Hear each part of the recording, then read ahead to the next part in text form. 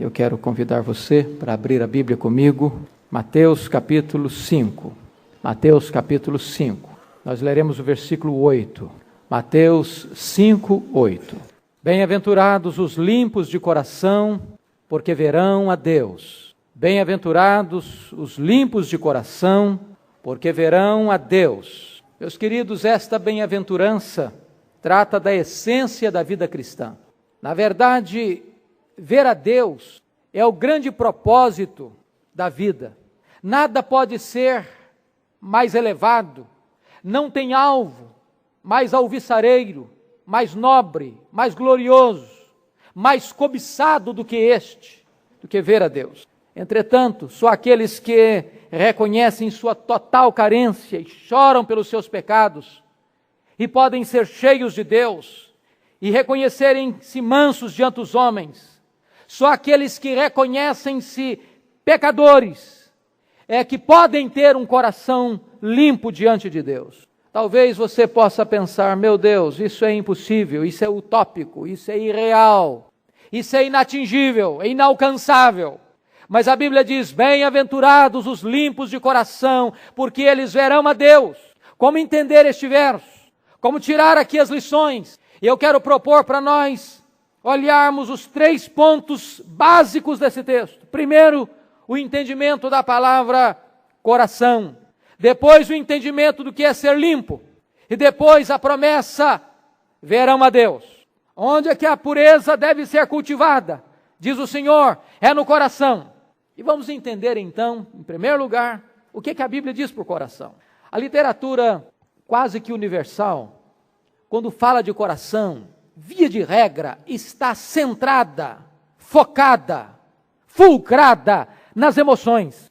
Quando se fala em coração, está se pensando em sentimentos. Mas, na linguagem bíblica, a palavra coração inclui mente, razão, emoção e também vontade. Quando a Bíblia fala de coração, ela está falando da totalidade da vida humana.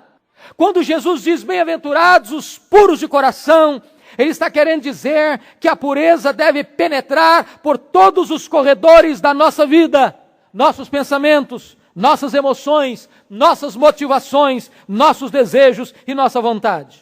Por que é que nós deveríamos e devemos ter um coração puro? Primeiro, porque o Senhor Jesus Cristo disse que o nosso maior problema é o coração. O nosso maior inimigo não está do lado de fora, está do lado de dentro.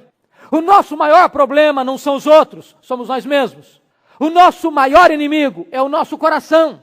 O profeta Jeremias diz que o coração é desesperadamente corrupto e enganoso. Ele nos trai, ele nos engana, ele nos seduz. E o Senhor Jesus Cristo disse que é do coração que procedem os maus desígnios, homicídios, adultérios, prostituição, furtos, falsos testemunhos e blasfêmias. De tal maneira que é um equívoco pensar que o seu grande problema é o ambiente onde que você vive. Na verdade, o ambiente pode nos afetar, pode ser um laço, pode nos fazer pegar um atalho ou um caminho tortuoso. Mas na verdade, nós não somos maus por causa do ambiente. O ambiente é mau porque o nosso coração é mau. Nós é que fazemos do ambiente um lugar ruim, porque o nosso coração é enganoso e corrupto. Adão caiu no paraíso, num ambiente perfeito, absolutamente perfeito. E ele caiu, porque o problema não estava fora dele, estava dentro dele, porque ele abrigou no seu coração o desejo de estar numa posição acima daquela que Deus o havia colocado. De tal maneira que os pensadores John Locke, Augusto Comte e Jean-Jacques Rousseau equivocaram-se redondamente quando pensaram sobre o homem. Quando defenderam a tese de que o homem é uma tábula rasa, é uma folha em branco, que o homem é apenas o produto do meio, isso está absolutamente equivocado. Estava equivocado Augusto Comte, pai do positivismo, quando disse que o problema básico do homem é a educação. Eduque o homem e teremos um homem bom. Estava errado Jean-Jacques Rousseau quando afirmou que o homem é essencialmente bom. A Bíblia diz que nós não somos bons, que o nosso coração é enganoso, que o nosso problema está dentro de nós. E muitas vezes, sabe como é que nós tratamos o nosso pecado? Da mesma maneira que Joquebede tratou o seu filho Moisés quando nasceu. Primeira coisa que Joquebede fez quando Moisés nasceu foi escondê-lo. Escondê-lo num cesto betumado, fechado, lacrado. Às vezes nós fazemos o mesmo com o nosso pecado, nós o escondemos. Nós o colocamos num cesto muito bem preparado. A segunda coisa que Joquebede fez foi ficar de longe, vigiando o seu filho. Às vezes nós deixamos o pecado, mas ficamos paquerando o pecado, namorando o pecado, flertando o pecado, olhando o pecado de longe. E a terceira coisa que ela fez foi se esforçar de todas as maneiras para exatamente nutrir o seu filho, para cuidar do seu filho, para amamentar o seu filho. E muitas vezes nós apanhamos o pecado e damos a ele o nosso leite, damos a ele o néctar da nossa vida, damos a ele o nosso melhor tempo, o nosso melhor esforço, as nossas melhores emoções. É por isso que nós precisamos pensar numa pureza que vem do interior. E por que a pureza deve ser prioritariamente do coração, segundo Jesus?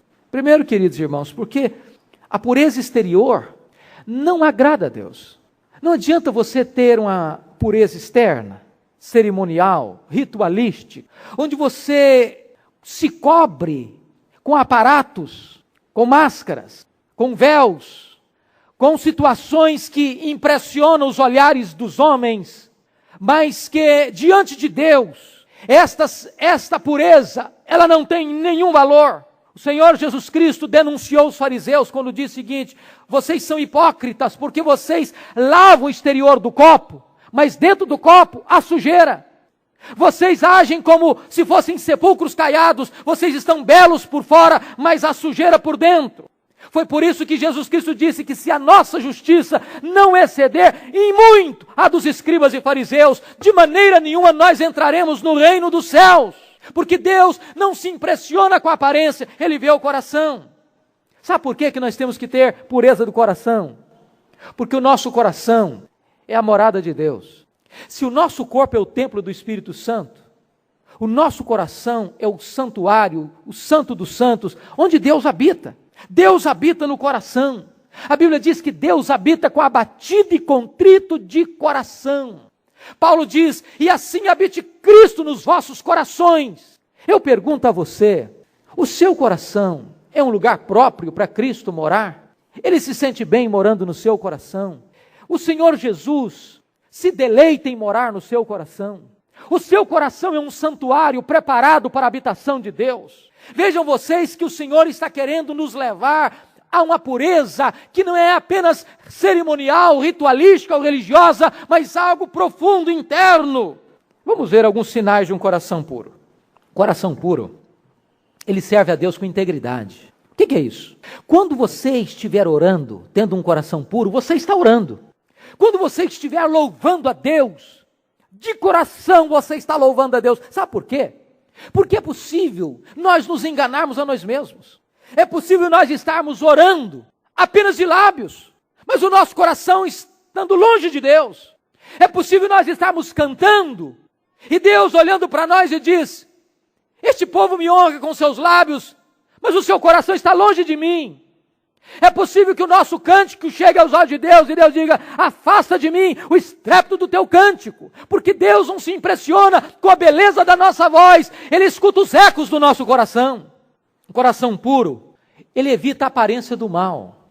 Às vezes, nós podemos ter a seguinte ginástica: por que eu não posso fazer isso? Por que eu não posso fazer aquilo? Por que eu não posso experimentar isso? Por que eu não posso experimentar aquilo? Por que eu não posso usufruir aquilo que o mundo me oferece? E quase que nós começamos a dizer o seguinte: eu gostaria de estar bem com Deus, estar bem com tudo aquilo que o mundo me oferece.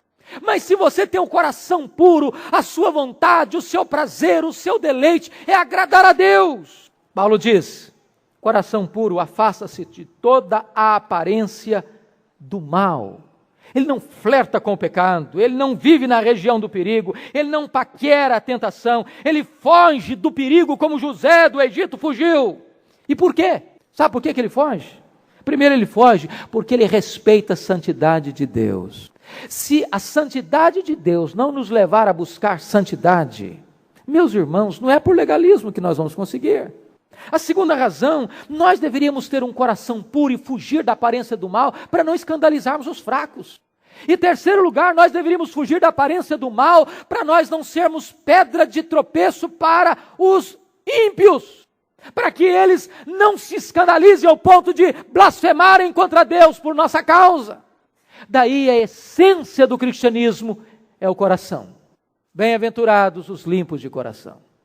Mas vamos olhar a segunda palavra. Bem-aventurados os limpos. O que significa isso? Eu quero chamar a sua atenção para um ponto extremamente importante. Quando a Bíblia fala de pureza, a Bíblia fala de 5 tipos de purezas.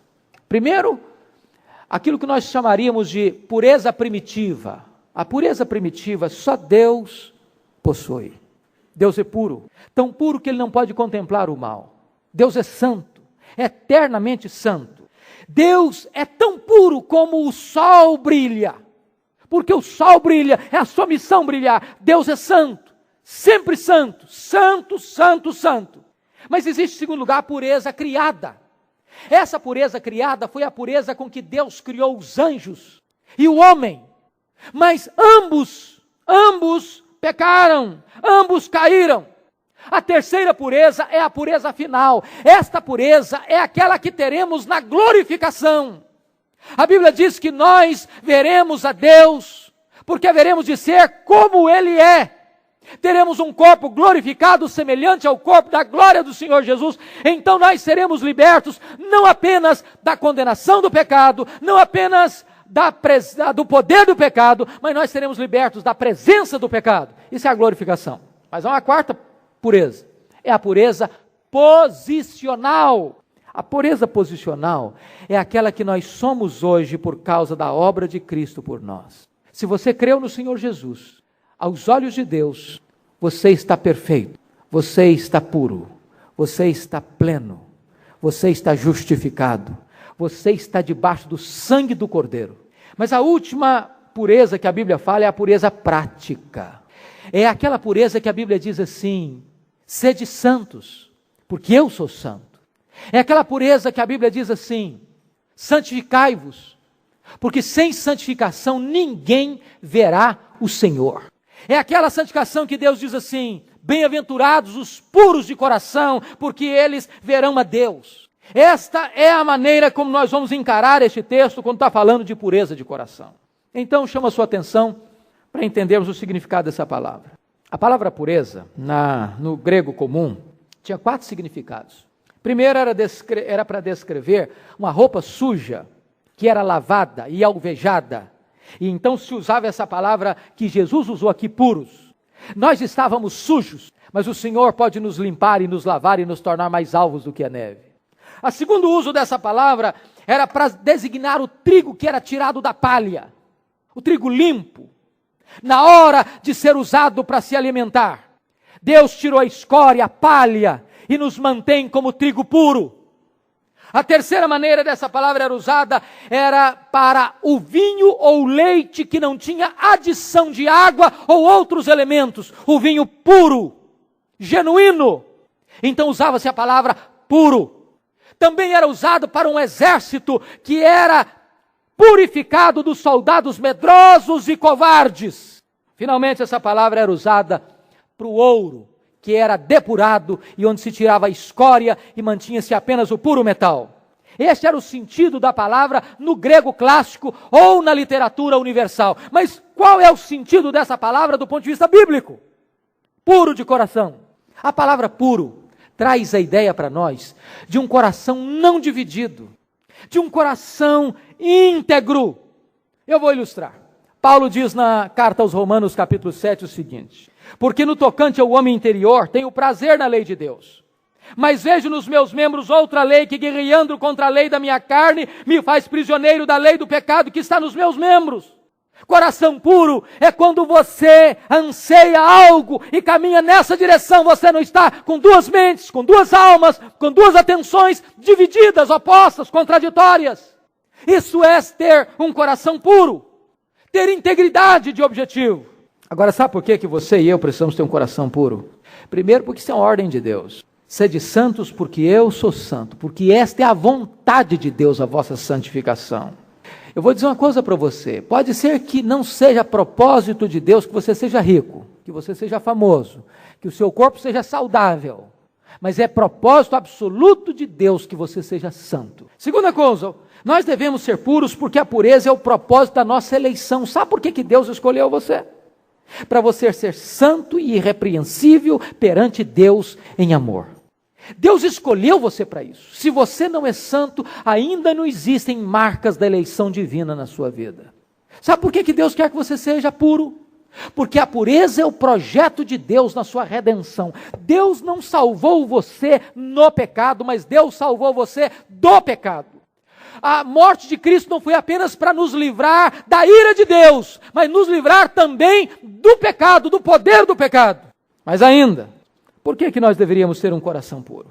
Sabe por que você e eu deveríamos ter um coração puro? Porque se nós não tivermos, o nosso culto é vão. As nossas orações serão em vão, impuras. Se o nosso coração não for sincero diante de Deus, as nossas ofertas serão impuras. Se o nosso coração não for puro diante de Deus, o nosso louvor será impuro aos olhos de Deus. Toda oferta que fizermos a Deus será impura, porque as obras que nós produzirmos serão obras mortas. Sabe por que nós deveríamos ter um coração puro, meus amados irmãos? Por amor a Deus. Sabe por quê? Porque sem santidade você não vai ver o Senhor. Só os puros de coração verão a Deus. Se você não tiver um coração puro, você não pode contemplar a Deus.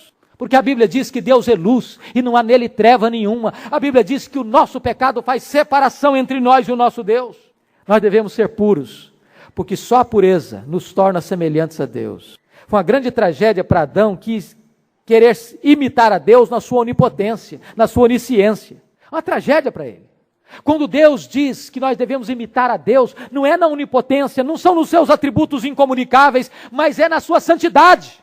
Sede santos, porque eu sou santo. Sede vós perfeitos, como perfeito é o vosso Pai Celeste. Se nós não formos santos, Deus vai dizer para nós: apartai-vos de mim, eu nunca vos conheci. Agora você pode me perguntar nesta noite: pastor, mas e como ter um coração puro? A palavra de Deus lhe responde: primeiro, observando a palavra de Deus. Eu não posso entender um crente santo, puro, que não estude a Bíblia.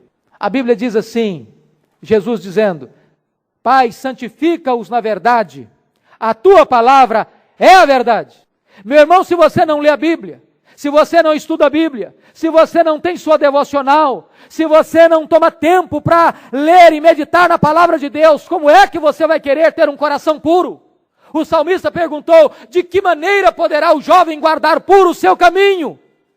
E a resposta de Deus é: observando-o segundo a sua palavra. Queridos juniores, queridas crianças, queridos adolescentes, queridos jovens, vocês querem ter vida pura? Leiam a palavra de Deus, meditem na palavra de Deus, observem a palavra de Deus. A palavra de Deus é considerada na Bíblia como espelho. Como espelho. Você chega diante do espelho, se o seu cabelo estiver desalinhado, ele revela para você. Se a sua roupa estiver desconcertada, o espelho revela isso para você. Quando você lê a Bíblia lê você. Quando você examina a Bíblia examina você. E a palavra de Deus diz que esta palavra não é apenas espelho, ela é água que limpa você, que purifica você, que lava você.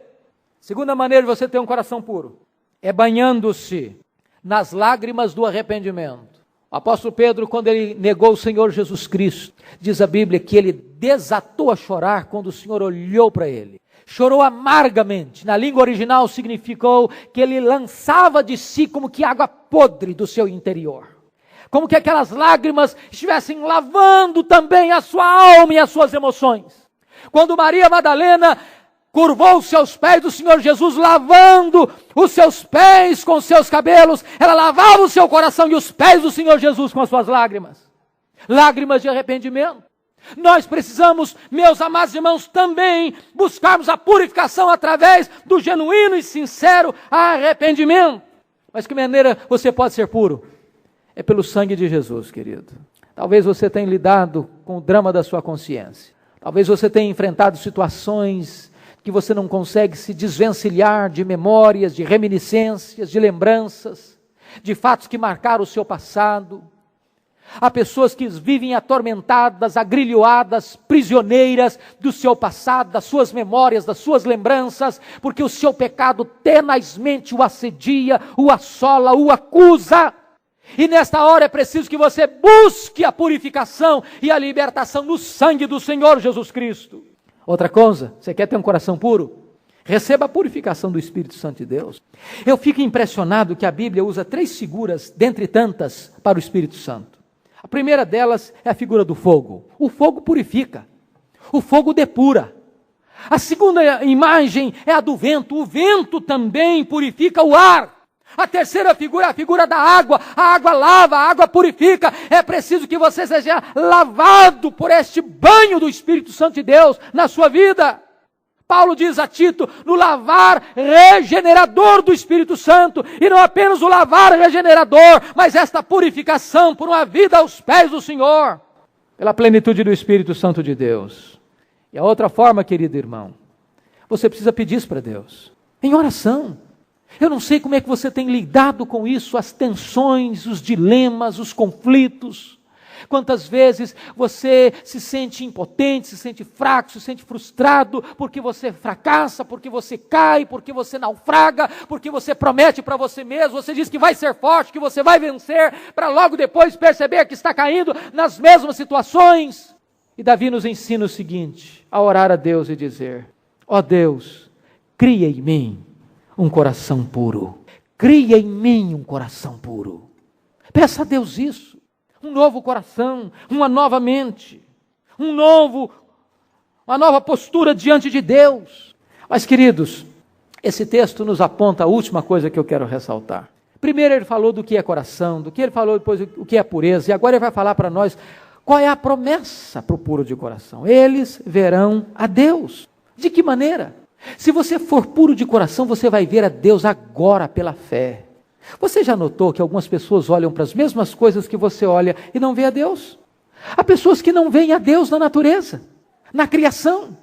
Enquanto a Bíblia diz, os céus declaram a glória de Deus e o firmamento anuncia as obras das suas mãos. Você vê a Deus numa flor. Você vê a Deus no sorriso de uma criança. Você vê a Deus na majestade da sua criação. Você vê a Deus num céu estrelado. Você vê a Deus naquilo que Ele criou de majestoso e de sublime. Algumas pessoas olham para a questão da providência, o sol que brilha, a chuva que cai, a semente que brota e que amadurece, que floresce, que frutifica, a providência farta, abundante e gloriosa de Deus. Você vê a Deus na providência. Você vê a Deus no seu ato mais excelente de amor, a dádiva do seu Filho Jesus Cristo. Mas não apenas nesta vida nós veremos a Deus. Nós veremos a Deus numa visão beatífica, gloriosa, majestosa, singular, apoteótica, quando nós chegarmos na glória. E esta é a visão mais sublime que esse texto nos promete. E esta visão nos dá consolo na hora da aflição. Jó, quando ele estava quebrado pela doença, afligido profundamente, ele diz, eu sei que o meu Redentor vive, e por fim se levantará sobre a terra, depois revestir esse meu corpo da minha pele, em minha carne eu verei a Deus, vê-lo-ei por mim mesmo. É a visão de Deus, queridos, que nos dá ânimo. Sabe, o céu só é céu porque Deus vai estar lá. O céu só é céu porque nós vamos ver a Deus face a face. Não são as ruas de ouro, não são os muros de jaspe luzente, não são as glórias majestosas do céu que nos encantam, mas é porque nós veremos a Deus face a face. E quais são as excelências desta visão de Deus? Primeiro eu vou te dizer que nossa visão de Deus no céu será uma visão transparente. A Bíblia diz que agora nós vemos como por espelho, obscuramente, mas então nós conheceremos como também somos conhecidos. Agora nós estamos vendo pouco demais. Tem coisas que nós não sabemos ainda. Jesus disse que, olha, há algumas coisas que vocês não sabem, vocês saberão depois. Dr. Mark Lloyd Jones dizia o seguinte, que o crente mais limitado, quando morre e entra no céu, ele se conhece mais de Deus do que o maior teólogo da terra. O maior teólogo da terra não pode conhecer como um santo de Deus que é levado para o seio de Abraão. Sua visão amplia, seus horizontes se alargam. Ele começa a ver o que nenhum ouvido ouviu e o que nenhum olho viu. Segundo, nossa visão de Deus na glória será uma visão transcendente. Transcendente. Quando João recebeu aquela mensagem, sobe para aqui, e o céu se abriu, e a Bíblia diz que ele viu a Deus no trono. E quando ele vai descrever Deus, ele não tem palavras para descrever Deus. E diz, é semelhante a uma pedra de jaspe luzente, a uma pedra de sardônio. É o brilho, é o fulgor, é a glória, é a majestade, é a beleza.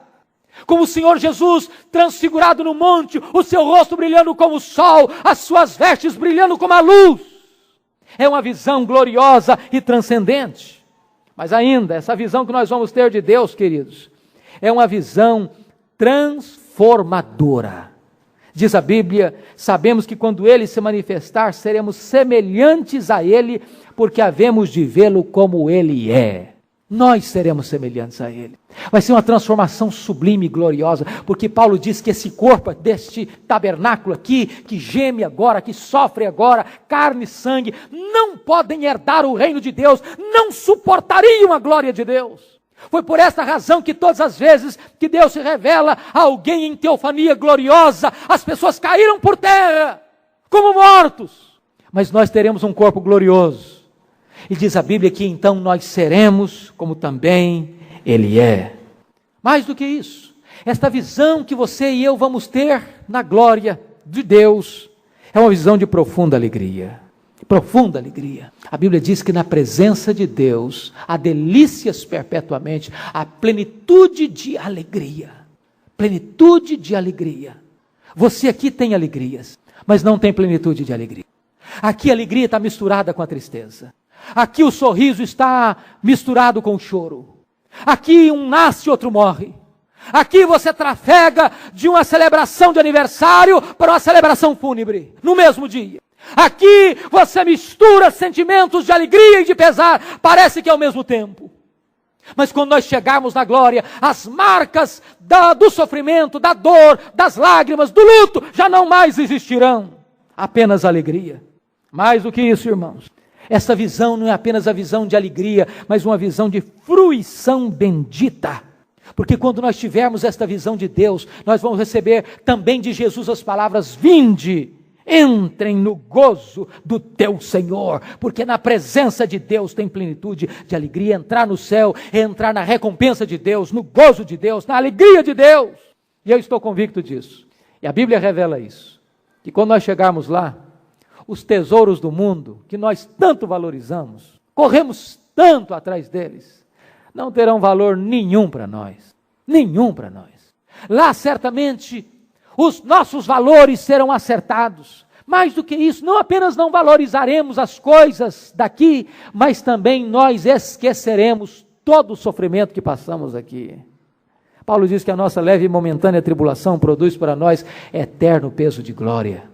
Mas, queridos irmãos, finalmente, nós precisamos afirmar que esta visão de Deus, ela é uma visão abençoadora. Quando Adão viu o fruto proibido com Eva, ele desejou aquele fruto, mas foi a destruição deles. Quando Acã viu aquela barra de ouro, o coração dele cobiçou a barra de ouro, mas ele morreu por aquilo. Quando Davi viu Batseba, ele se encantou com ela, mas a família dele foi quase destruída por aquela visão. Mas o fato de nós vermos a Deus é uma visão que vai nos encantar, que vai nos abençoar, que vai nos encantar de alegria, de gozo e de bênção para todo sempre. A visão que você tem aqui é uma visão que acaba aqui. Aqui nós nos despedimos daquelas pessoas a quem amamos. Mas esta visão de Deus no céu vai ser eterna, perpétua, interminável. E eu concluo fazendo uma aplicação. A Bíblia fala de uma terrível sentença para aqueles que são impuros de coração. Os impuros de coração não verão a Deus. Porque sem santificação ninguém verá o Senhor. A Bíblia diz que fora do céu vão ficar os impuros. Eles não entrarão no céu, porque no céu não entra nada contaminado. E a palavra de Deus diz, queridos irmãos, que aqueles que se recusaram a ser lavados no sangue do Cordeiro serão banidos para sempre da face do Senhor e viverão para sempre nas trevas exteriores, onde há choro e ranger de dentes. Deus é luz, Deus é amor. E fora da presença de Deus tem trevas e tem ódio para sempre. Como é que está o seu coração nesta noite? Ele é um coração impuro ainda? O que é que você está hospedando no seu coração? Impureza. O que é que está entrando pela janela dos seus olhos? Impureza. O que é que está entrando pelas janelas dos seus ouvidos? Impureza. O que é que você aspira com o seu coração? São as coisas puras. Por outro lado, uma gloriosa herança. Os limpos de coração verão a Deus. Mais do que tesouros, mais do que glórias humanas, nossa maior recompensa é Deus. Não são as bênçãos de Deus. Não são as dádivas de Deus. Não são as benesses de Deus. A maior bênção de Deus é Ele mesmo. É Ele mesmo. A maior recompensa do crente é o próprio Deus. Eles verão a Deus. Eu queria terminar contando para os irmãos duas experiências. Eu já contei isso aqui. Dr. Mark Lloyd Jones, médico da família real. Aos 27 anos de idade, ele, chamado pelo ministério, para o ministério, ele resolveu deixar a medicina para ser pastor. Foi o pastor que mais influenciou a igreja evangélica no mundo inteiro no século passado. Aos 81 anos de idade, acometido de um câncer, depois de lutar contra a enfermidade, ele estava extremamente debilitado. Mas havia um brilho no seu rosto, havia uma certeza no seu coração. Na véspera da sua partida, ele reuniu a sua família, os seus filhos, os seus netos, e disse para eles: não orem mais pela minha cura, não me detenham da glória, não me detenham da glória. E partiu para o Senhor. Outro exemplo que eu quero lhe citar é o exemplo de Dwight Lyman Moody, um homem que marcou o século XIX, que levou a Cristo aproximadamente 500 mil pessoas. No dia da sua partida ele disse: afasta-se a terra, aproxima-se o céu, eu estou entrando na glória. Esta é a convicção do salvo. Ele deixa este mundo, ele entra na glória para ver a Deus face a face. Você tem essa certeza? Você tem esta convicção? Curva sua fronte, por favor. Eu quero orar por você. Só Deus pode sondar o nosso coração, porque só Ele conhece o nosso coração. Deus não se impressiona com o nosso exterior. Ele vê o coração. E eu estou absolutamente seguro que todos nós precisamos desesperadamente da graça de Deus. Quem de nós pode autoconfiantemente dizer: eu sou puro por mim mesmo? O livro de Jó pergunta: quem da imundícia pode tirar pureza? Quem? Resposta: ninguém. Só Deus pode nos dar um coração puro. Só o sangue de Jesus pode nos lavar e nos tornar mais alvos do que a neve. E o projeto de Deus é que tenhamos um coração puro. Amado Senhor, aplica esta palavra no nosso coração. Compadece-te de nós, ó Deus, e santifica-nos na verdade. Gera no nosso coração, Deus, desejo ardente de te conhecer mais e mais. Porque quando te contemplarmos, Senhor, na beleza da tua santidade, os encantos deste mundo não poderão mais nos atrair, porque estaremos contemplando uma visão muito mais sublime e gloriosa da própria vida.